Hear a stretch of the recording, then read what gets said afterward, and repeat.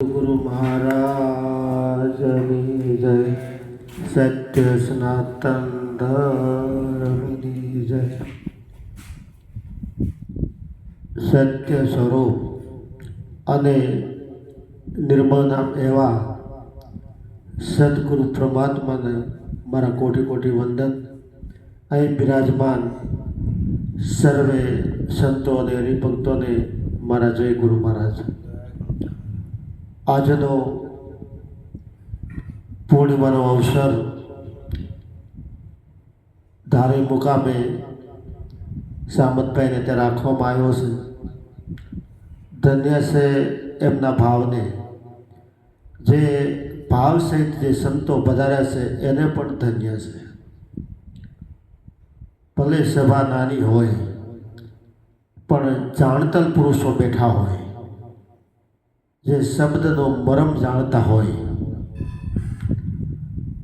માટે જેને આવો ખંત મળે છે, જેને આવો સમય મળે છે એને ધન્ય છે। કારણ કે સમય કોઈની રાહ જોતો નથી।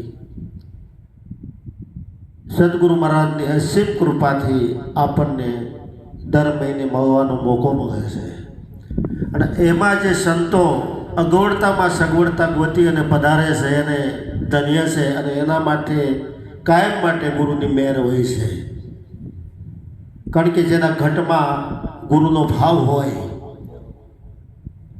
જેની દ્રષ્ટિમાં ગુરુ રૂપ સિવાય બીજું કાંઈ દર્શાતું ન હોય, જેના હૃદયમાં ગુરુનું જે વચન સિવાય કાંઈ બિરાજમાન ન હોય, એને આવો સુગમ માર્ગ મળતો હોય છે।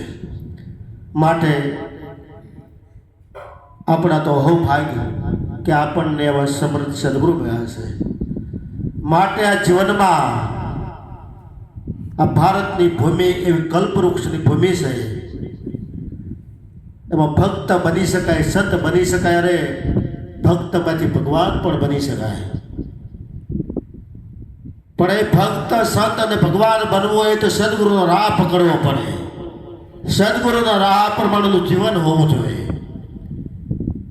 કારણ કે કહેવું કાંઈ અને કરવું કાંઈ એ વાત બને એવું નહીં, પણ જેવી વાણી હોય એવું જેનું વર્તન હોય એ આ ભારતમાં કંઈક ક્રાંતિ કરે।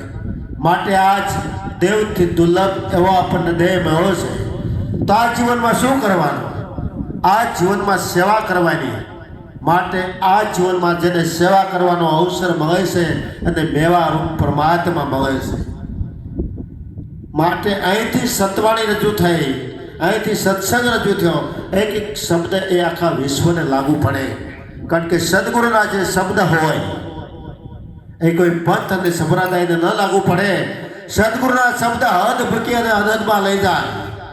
સદગુરુ મહારાજના શબ્દ સીમાથી પર અસીમ રૂપમાં લઈ જાય છે। સદગુરુના શબ્દ વ્યક્તિમાં ન ઊભા રાખે, સદગુરુના શબ્દ તો વ્યાપક રૂપમાં લઈ જાય। માટે વિશ્વ આત્મા અખંડ સ્વરૂપ ખ્યાસાતાની ન કરો ભાઈ, એક જ્ઞાની પુરુષની સમદ્રષ્ટિ આપણને સદગુરુ મહારાજે સમદ્રષ્ટિ આપી છે। અને એ સમદ્રષ્ટિ થકી આપણે આખા વિશ્વમાં પરમાત્મા રૂપ નિરખીએ છીએ। માટે ખ્યાસતાણ મૂકી અને હળી મળીને આવા હરિગુણ ગાઈએ। અને આપણો જે શ્વાસ હશે એ પ્રભુ ભજનમાં કેમ જાય? કારણ કે સ્વાર્થના માટે તો બધા જીવે છે, પણ આ સંતો પરમાર્થના માટે જીવે છે। માટે આ સંતો એ સદગુરુએ ફરજ સોંપી છે કે વહેલી તકે આ ભારતના જે જીવો હોય એ કેમ કરીને સ્વરૂપમાં જાગે, એવી આ સંતોની કૃપા હોય છે, એવા પ્રયત્નો હોય છે।